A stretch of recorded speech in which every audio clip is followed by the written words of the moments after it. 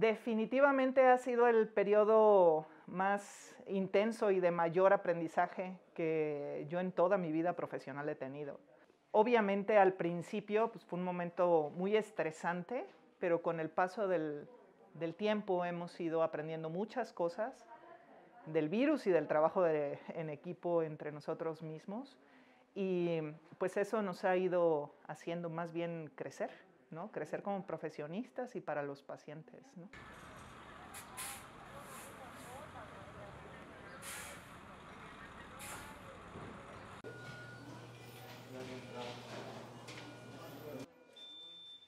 Bueno. Pues sí, porque su basal es 27, 28 respiratorio y mete buen volumen esta afinación. Un trabajo duro, pero se ha reforzado por el trabajo en equipo que a través de enfermeras, camilleros, médicos residentes, médicos adscritos, hemos logrado consolidar como algo muy firme aquí. Nosotros empezamos desde que cambió el año en 2020 a preparar al INER. Como teníamos noticias de fuera de cómo estaba el contagio, de que pues, no había vacuna, etcétera, etcétera, pues simplemente lo preparamos lo más que pudimos en términos de número de camas para pacientes críticos. Pues crecimos 9 veces, ¿no? Crecimos a 200. Luego, pues sí, se pidieron muchas contrataciones de enfermería, médicos generales que pudieran apoyar en muchas otras cosas, en cuestiones administrativas, en cuestiones de toma de muestras, en cuestiones que un médico general domina, ¿no? Y pues enfermería creció muchísimo, ¿no? Porque sí es necesario, o sea, para un paciente crítico, una enfermera puede tratar máximo 3 pacientes. Pues replantear una cantidad de camas para críticos tan grande implicaba duplicar el personal de enfermería probablemente. Y se hizo. Hacíamos juntas probablemente una vez a la semana para replantear los tratamientos, porque el COVID tuvo tratamientos en evolución.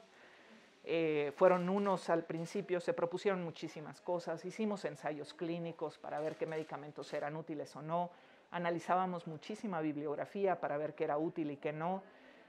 La coordinación de institutos instituyó un panel de expertos que nos reunimos todavía semanalmente para ir analizando los artículos que salen y ver qué sí y qué no adoptamos, y ya nosotros bajamos la información hacia todos, ¿no? La escasez de medicamentos por el aumento de la demanda internacional. Los sedantes, sobre todo. La crisis mayor fue de los sedantes, pero yo fui, antes de ser intensivista, internista y anestesióloga. Entonces, pues hay técnicas de sedación que usa Europa en sus terapias intensivas, pero no han entrado tan fácilmente en México. Entonces, en el momento de esa crisis máxima, el INER propuso y atrajimos otras técnicas de sedación, que esos proveedores no tenían tanta demanda. Son sedaciones que se llaman inhaladas. El INER, la verdad es que no se quedó sin sedantes, pero porque cuando empezamos a ver la escasez tan grande, empezamos a utilizar esta técnica para ahorrarlos y que hubiera todas las opciones, ¿no? Pues sobre todo los que no están en terapia intensiva no están tan acostumbrados a tener fallecimientos en sus áreas, ¿no? Y ahí fue difícil, y fue difícil convencerlos y decirles, pues, o sea, este es un bicho que no conocemos. O sea, ustedes están así, imagínense, yo cuando iba a estar pensando que en un fin de semana iba a perder a 3 pacientes de la terapia. Pues no, en esta terapia eso no pasa. Pero la mortalidad de COVID al principio se reportó arriba del 40%, ¿no? En el mundo, no nada más en estos hospitales, ¿no? Eso fue para mí esperado, pero a lo mejor para mis compañeros no tanto, ¿no? Enfrentarse a eso pues es muy difícil, sobre todo de aceptarlo, ¿no? En el momento en que la vacunación empezó a ser uniforme, la mortalidad se desplomó. Juntos somos más fuertes, definitivamente. Lo digo en el personal médico hacia adentro, pero sobre todo lo digo en la red hospitalaria de SINSAE, de la coordinación. Porque nos conocimos, hablamos, nos compartimos información, pacientes, referencias, insumos.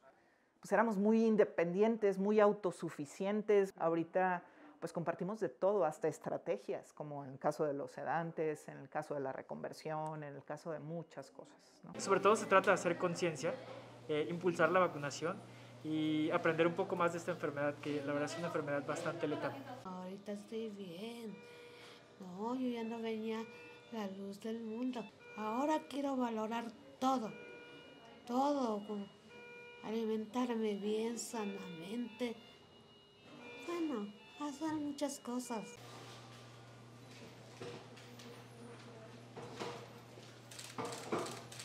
Yo creo que no podemos bajar la guardia, ¿no? Esto tenemos que estar así, tenemos que estar unidos, capacitados, estructurados, listos para, de hecho lo hemos hecho varias veces, tener áreas COVID y convertirlas a área de atención no COVID y luego regresar a ser COVID. Esa flexibilidad tenemos que mantenerla.